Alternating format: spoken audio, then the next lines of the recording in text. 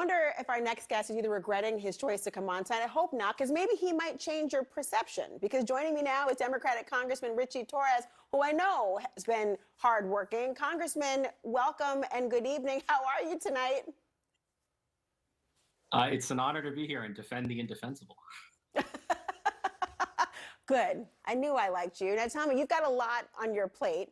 I wonder, though, are you glass half full or half empty about 2024? Meaning, look, now is the time and you're actually going to get a lot more done. I am pessimistic because Congress is embarrassingly dysfunctional and incompetent. But the problem is not Congress per se. The problem is Republican control of Congress. Under Democratic control, Congress was actually historically productive. We passed a bipartisan infrastructure bill, a bipartisan gun safety bill, a bipartisan veteran health care bill, the Inflation Reduction Act, which will reduce greenhouse gas emissions by 40% by 2030. So we went from the most productive Congress under Democratic control to the least productive Congress under Republican control. House Republicans in 2023 only passed 22 bills compared to 284 bills that became law under House Democrats. House Democrats were 13 times more productive in 2022 than Republicans were in 2023. So as long as Republicans are in charge, I'm pessimistic.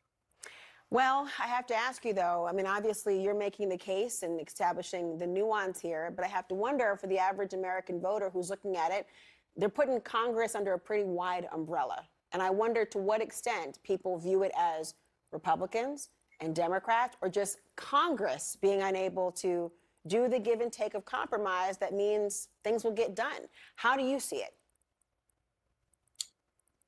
Look, we as Democrats are willing to compromise, but it takes two to tango, and it matters who's in charge. And under Republican control, we've seen an endless stream of dysfunction and incompetence and extremism.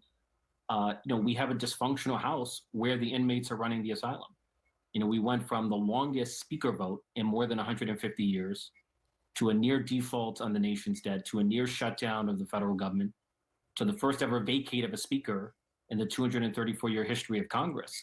So that's a level of dysfunction from Republicans that we've never seen in the history of House. And I'm confident that once Democrats are in charge, we're going to bring back a new stability to the House.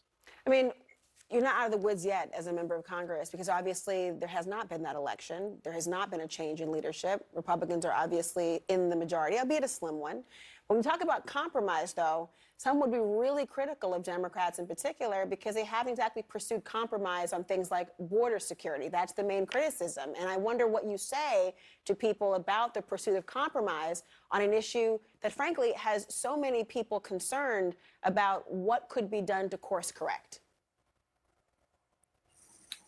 I disagree with that assessment. I mean, the Senate was willing to stay during the holiday, and it was the Republicans who chose to go home. Democrats are open to negotiating a compromise that includes aid for Ukraine, Israel, Taiwan, and border security.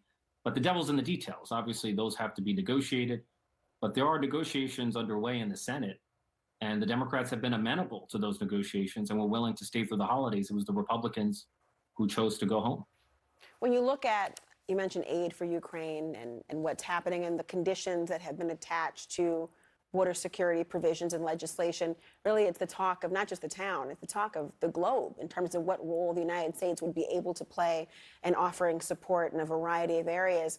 On Christmas Day, people you call anti-Israel extremists vandalized your office. You actually posted that there was a doll they left behind and warned, quote, intimidation and incitement against members of Congress feels like it is heading in a dangerous direction. I'm quoting you here. Congressman, when you talk about this dangerous direction and obviously what we're seeing in your office and beyond, do you mean we could see political violence like what happened to Speaker Pelosi's husband or the Department of Homeland Security has spoken about in terms of political division being at such a pace and peak that it is fueling concern for real violence in this country? Look, I do worry that intimidation and incitement of hate could easily escalate into violence. And, most members of Congress like myself have no security. We're soft targets. And I do worry that, a violent assault or even an assassination of a member of Congress is not a question of if, it's a question of when. You And really I want to think be crystal so? clear.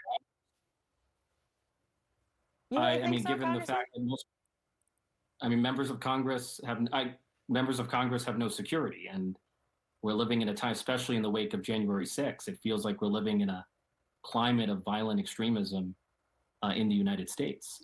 It was certainly much worse in the 1960s, but history has a way of repeating itself, and members of Congress cannot take their safety for granted. Do you have concern over your own personal safety, Congressman? You know, I tend to be unfazed. I'm reminded, there's a quote from Godfather 2, Hyman Roth, who said, "This is the life we've chosen." So, you know, I accept the burdens that come with political and public life. So I try not to stress over it. Well, as they say, New York, New York, there's nothing like you. Any New Yorkers as well. But I got to tell you, I mean, think about choosing a life of service and to be a member of Congress. The fact that that would come along and accompany the task at hand is really telling and terrifying for a lot of reasons. Congressman Richie Torres, thank you so much for joining us. And I certainly hope that you and your colleagues will remain safe. Thank you. Take care.